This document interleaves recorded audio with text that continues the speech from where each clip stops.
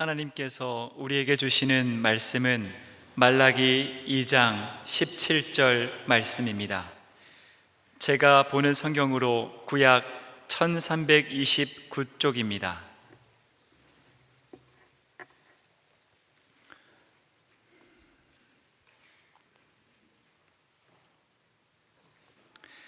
하나님의 말씀을 봉독하겠습니다.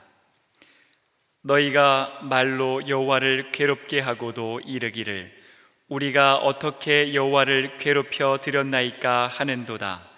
이는 너희가 말하기를 모든 악을 행하는 자는 여호와의 눈에 좋게 보이며 그에게 기쁨이 된다 하며 또 말하기를 정의의 하나님이 어디 계시냐 함이니라.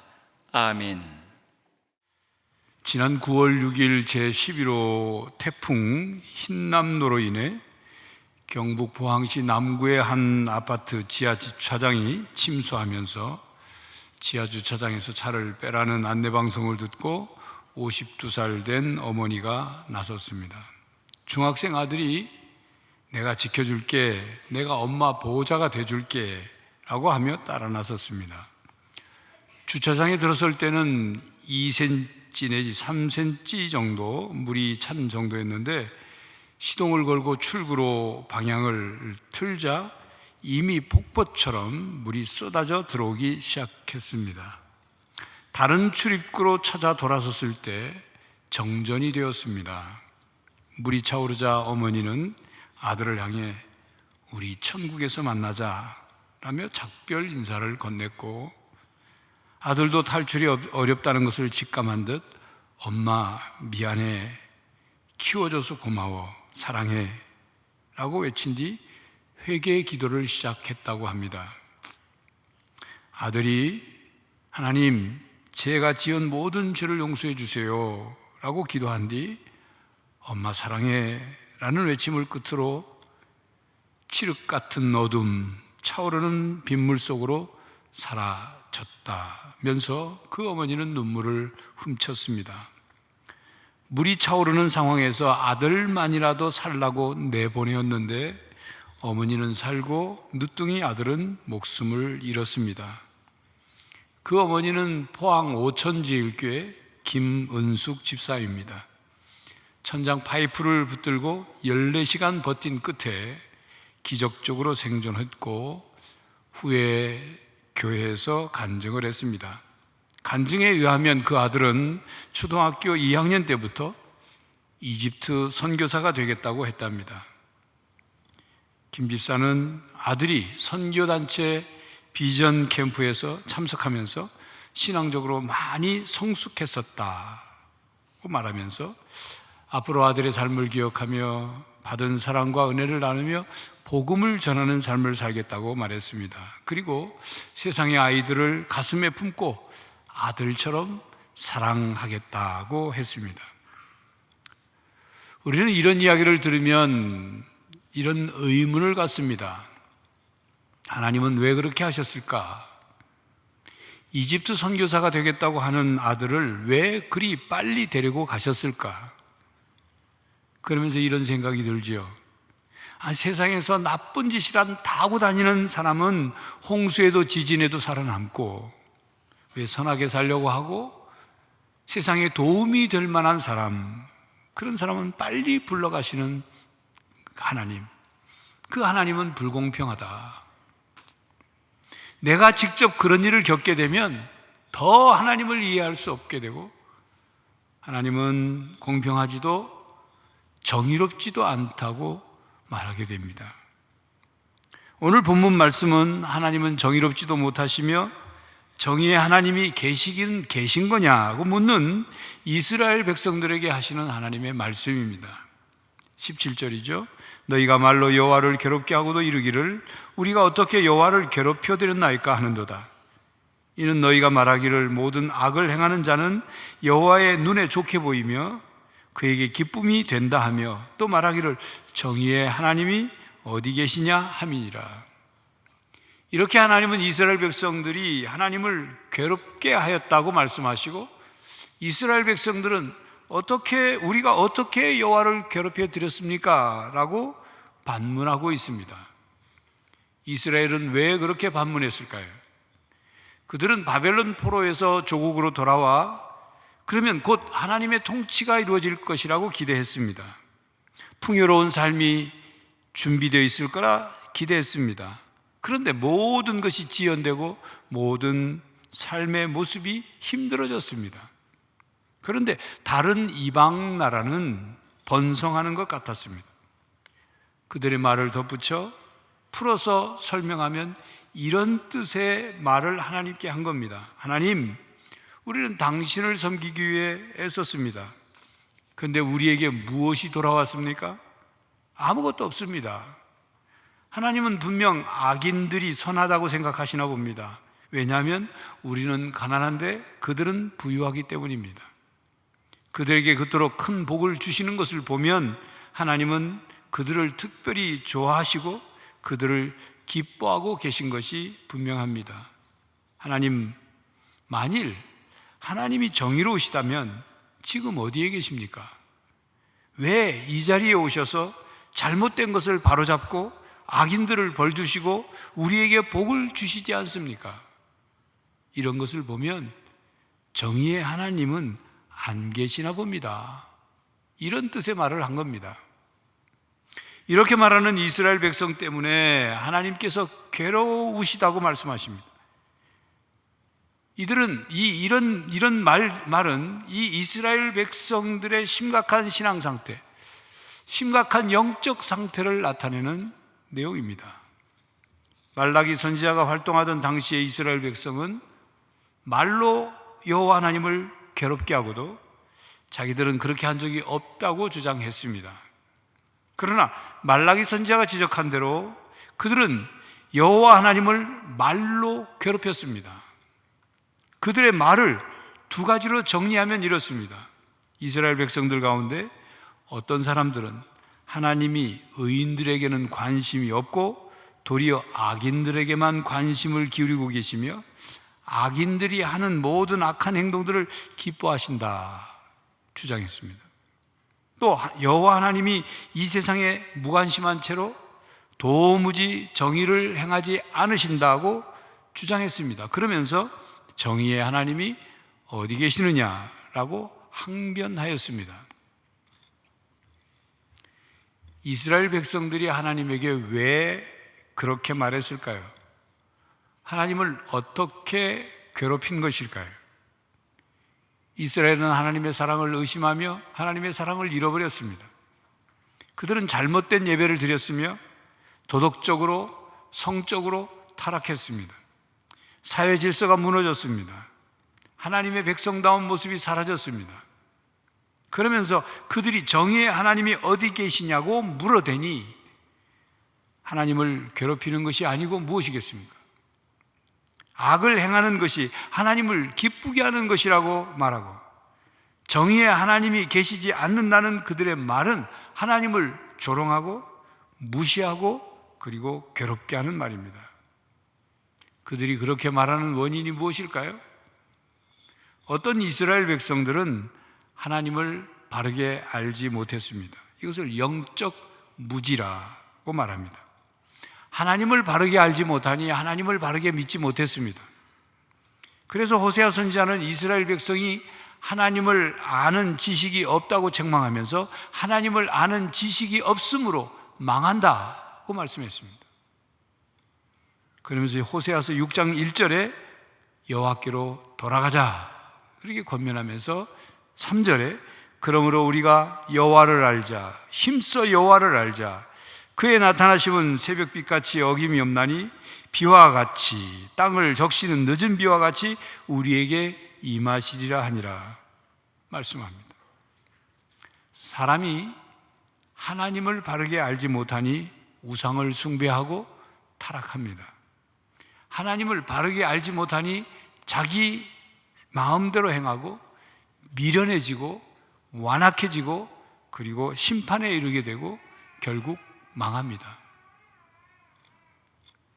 그러므로 우리는 하나님을 힘써 알아야 합니다. 하나님을 더 알아가야 합니다. 하나님을 온전히 알아야 합니다.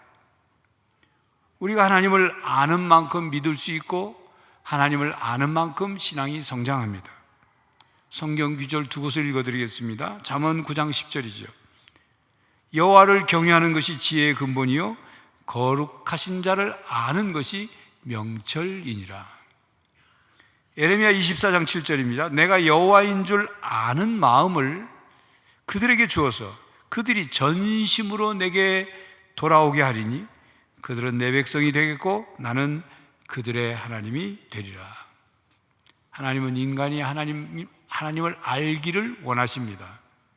하나님을 아는 것이 지혜요 명철입니다. 하나님을 알기 시작하면 하나님께 돌아가게 되고 하나님과의 바른 관계가 시작이 되고 하나님을 바르게 섬길 수 있습니다. 그런데 하나님을 바르게 알지 못하여 하나님을 오해하게 되면 신앙에 문제가 생기고 신앙이 병들게 됩니다. 이단 사이비들이 생기는 것, 그것은 바로 하나님을 바르게 알지 못하기 때문에 그런 이단 사이비가 생기는 겁니다. 이스라엘은 오랫동안 하나님의 백성으로 선택되어 하나님의 백성으로서의 삶을 살았습니다. 하나님께서 그들의 조상을 통해서 하나님이 어떤 분이신지를 계시하셨습니다. 이스라엘은 수많은 사건을 통해 하나님을 경험했습니다. 하나님을 알아갔습니다. 바로 그것을 기록한 것이 구약성경 아닙니까? 그런데 왜 그들은 하나님에 대해서 바르게 알지 못하고 영적 무지에 빠져 있었을까요? 여러분, 조상들이 아무리 하나님을 경험했어도 그들이 그 신앙을, 그 자손들이 그 신앙을 이어가지 못하면 그렇게 되는 거예요. 신앙을 조상들로부터, 부모로부터 신앙을 이어받다고 할지라도 신앙을 자기 신앙으로 만들지 않으면, 이어받은 신앙을 잘 지키지 못하면 그렇게 되는 거예요. 여러분, 이렇게 사람들이 하나님을 바르게 알지 못하고 하나님의 계획과 뜻을 알지 못하고 또 하나님의 마음을 알지 못하기 때문에 성부 하나님께서 성자 하나님을 이 세상에 보내주셨습니다. 하나님이 친히 사람이 되어 이 세상에 오셨습니다. 그리고 이 세상에서 친히 말씀하시고 친히 삶을 보여주시고 친히 하나님을 경험하도록 그렇게 하셨어요. 그래야 우리는 예수님을 통해 하나님을 알 수 있게 되었습니다. 예수님을 통해 하나님의 계획이 무엇인지, 하나님의 마음이 어떤 마음인지를 알게 되었습니다. 예수님을 통해서 영생의 길을 알게 되고 영생을 얻게 되었습니다. 요한복음 17장 3절이죠. 영생은 곧 유일하신 참 하나님과 그가 보내신 자 예수 그리스도를 아는 것이니라. 성도 여러분, 하나님을 더 알아가시기를 바랍니다. 하나님을 바르게 알아 하나님을 오해하지 않고 온전한 신앙으로 성장하시기를 바랍니다. 이스라엘 백성들은 북이스라엘 왕국이 왜 아수르에 멸망했는지, 남유다 왕국이 왜 바벨론에 멸망했는지, 왜 포로로 수많은 백성들이 끌려갔는지, 왜 바벨론에서 포로 생활을 그렇게 오랫동안 해야 했는지를 회개하고 반성했어야 했습니다. 포로 생활의 교훈을 되새기고 영적 회복을 위해 노력했어야 했습니다. 그러나 말라기 선지자가 활동하던 시기는 이스라엘에게 영적으로 회복되기는커녕 영적 암흑기였습니다. 성적으로, 도덕적으로 타락하고 정치, 경제, 사회, 문화 다 어려운 상태였습니다.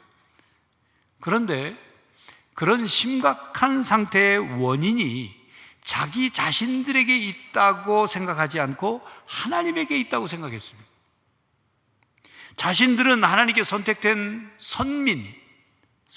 선민이고 거룩한 백성이기 때문에 이방 민족에 대해 우월의식을 가지고 있고, 그렇기 때문에 이후 여하를 막론하고 하나님께서 자기들에게 복을 주셔야 하고, 이방 다른 민족보다 더 잘 살게 해주셔야 되고, 이스라엘이 더 풍성한 나라가 되게 해주셔야 하고, 심판받을 자들은 자신들이 아니라 이방 민족들인데 하나님이 그렇게 해주시지 않으니까 하나님께 불평하고 하나님께 원망하는 거라고 말하는 것입니다.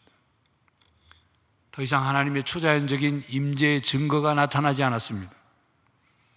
다른 이방 나라들은 부강해지는 것 같은데 자신들은 가난하고 어려워집니다. 그러니 자존심이 상했습니다. 자존심이 상하니까 하나님에 대해서 불평과 원망을 했습니다. 하나님께 되지도 않은 소리를 하게 된 것입니다. 그들은 또한 자기 의에 빠져 있었습니다. 이스라엘 백성들은 자신들이 하나님께 선택받은 백성으로서 이방인과 자기들 비교해서 자기들은 굉장히 선하고 굉장히 의롭고 굉장히 거룩한 민족이라고 생각했어요. 그렇게 착각했습니다. 스스로 의롭고 당당하다고 생각한 그들은 바로 흠 있는 짐승을 하나님께 제물로 드리고 하나님께 예배하는 일이 너무나 고되라고 불평하고 이교도와 결혼하고 이방 여인과 결혼하기 위하여 자기 아내를 내버리고 폭행하고 그러면서도 자신들이 뭘 잘못하고 있는지를 알지 못했습니다. 그들은 자신들이 하나님께 복을 받을 자격이 있다고 생각하지만 실제는 그렇지 못하다는 것을 깨닫지 못했습니다.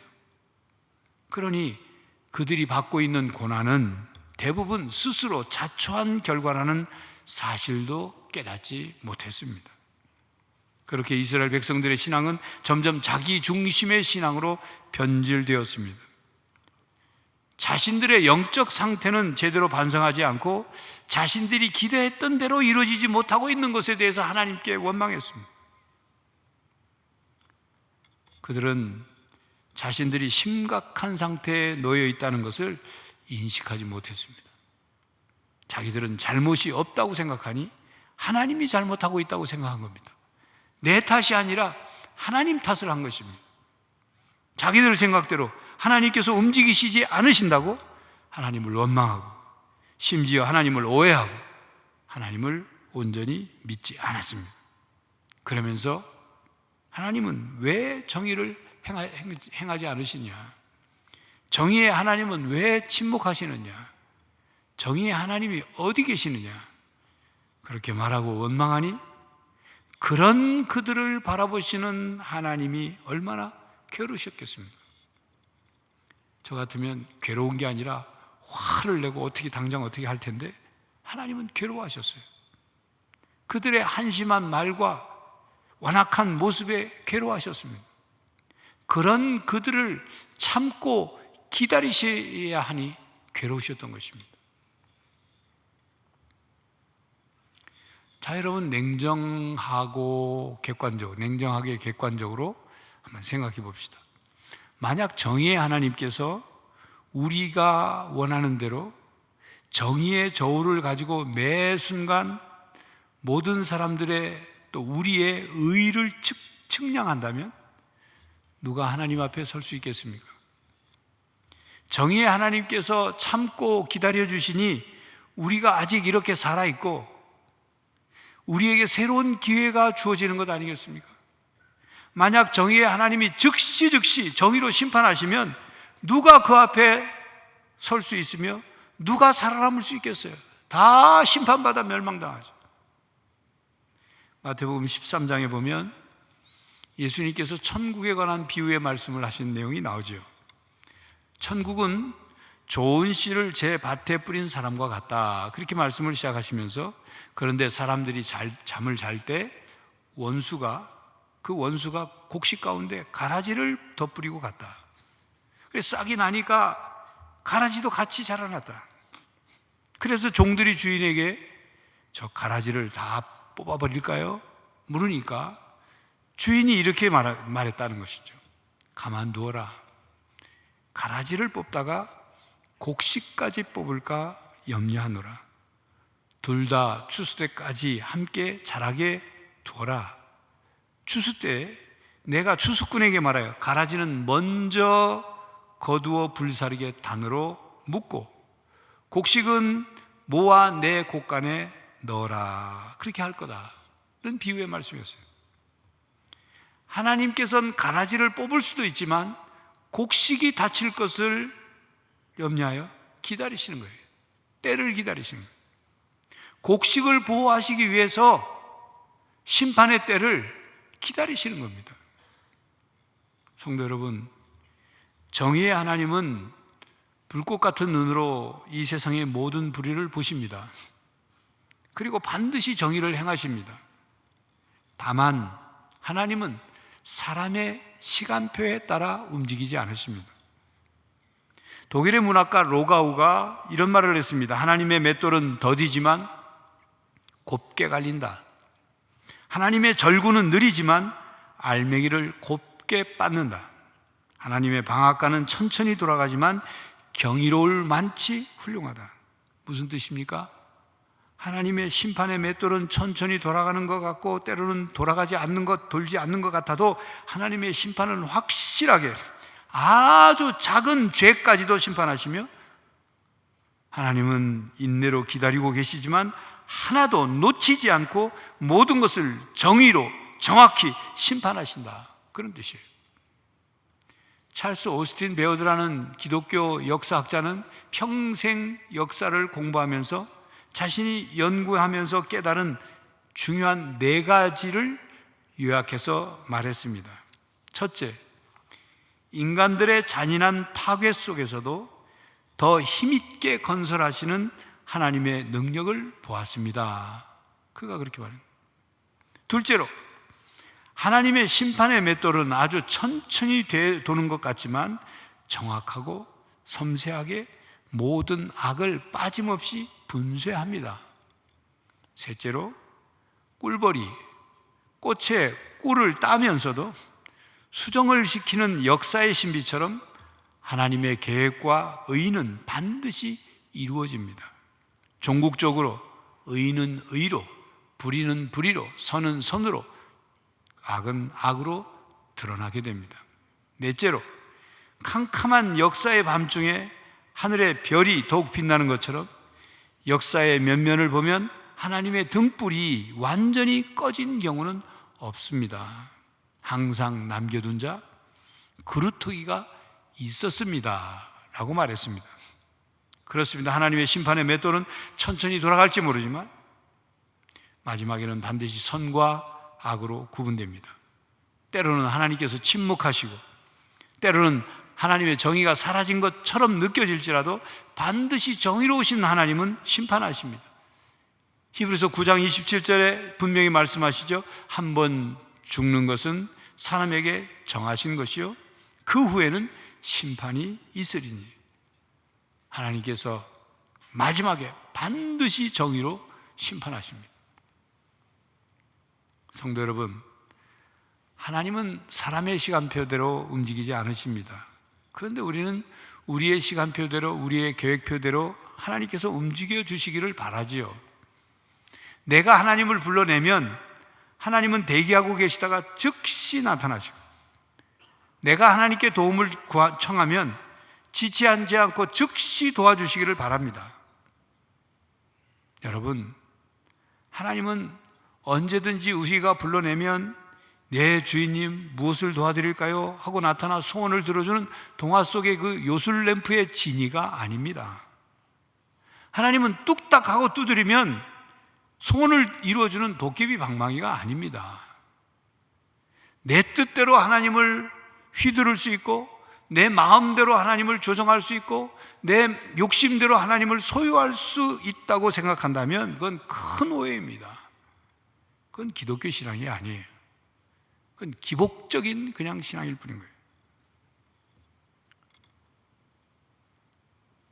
성도 여러분, 하나님을 괴롭게 하는 방법은 참으로 쉽습니다.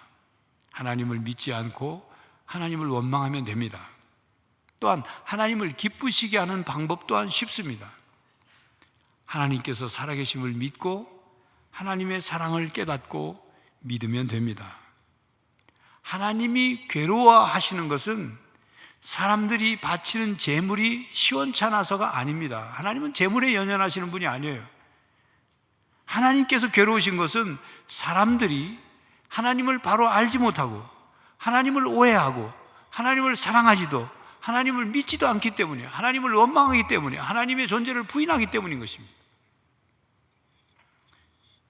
그렇지만 하나님은 괴로움을 참고 기다리십니다. 우리를 기다리셔요. 우리가 하나님과의 사랑이 우리에게 회복이 되기를, 우리에게 하나님을 향한 믿음이 회복되기를 기다리고 계셔요. 그러면서 이렇게 말씀하십니다. 너희가 왜 날 믿지 못하느냐? 왜 조금만 더 날 믿고 기다리지 않느냐? 내 사랑을 모르느냐? 나는 너희를 사랑하여 모든 것을 합력하여 선을 이루는 하나님이다. 나는 지금까지 약속한 것을 다 지켰고, 내가 베푼 은혜와 그리고 나의 십자가 사랑을 깨닫고 믿어라. 태양이 빛나지 않을 때에도 태양이 있음을 믿어라. 내가 침묵할 때에도 정의가 살아있음을 믿어라. 너희가 나를 믿으면 내가 너희를 도와주리라. 너희를 건져주리라. 반드시 너희에게 은혜를 베풀 것이다. 정의의 햇빛이 온 세상에 가득할 날이 올 것이다. 성도 여러분, 믿음을 잃지 마십시오. 영적 무지를 인정하고 겸손히 은혜를 구하십시오. 내 삶이 내 생각대로, 내 계획대로, 내 시간표대로 이루어지지 않는다 할지라도 우리를 사랑하시는 하나님, 모든 것을 합력하여 선을 이루시는 하나님, 정의의 하나님을 끝까지 믿고 기다리며 마침내 승리하는 성도들이 되시기를 간절히 바랍니다. 기도하겠습니다. 하나님, 때론 답답하고, 때론 억울하고, 때론 이해할 수 없고, 때론 불공평해 보이지만 하나님이 살아계시고 정의로 심판하실 것을 믿습니다. 진리의 삶을 살 수 있도록 우리를 붙들고 계심을 믿습니다. 우리가 하나님의 자녀로, 하나님의 백성으로 세상 속에서 하나님의 의를 실천하며 이 땅에 하나님의 정의로운 심판이 이루어지고 하나님의 정의가 이 땅에 이루어질 수 있도록 우리가 믿음을 끝까지 붙잡고 실천하며 살아가게 하시고 하나님이 이 땅을 정의로 다스려 주시옵소서. 예수 그리스도의 이름으로 기도하옵나이다. 아멘. 성도 여러분, 하나님을 더욱 알아가시기 바랍니다. 하나님을 바르고 온전하게 믿으십시오. 정의의 하나님께서 반드시 정의로운 심판을 하실 것을 믿고 겸손히 믿음으로 승리하는 성도가 되시기를 간절히 바랍니다. 지금은 우리 주 예수 그리스도의 은혜와 하나님 아버지의 사랑과 성령 하나님의 교통하심이 정의 하나님을 믿고 하나님을 더 알아가며 하나님의 정의로 승리하며 살기로 다짐하는 모든 성도들과 가정과 삶의 현장 위에 이제로부터 영원히 함께 하시기를 간절히 축원하옵나이다. 아멘.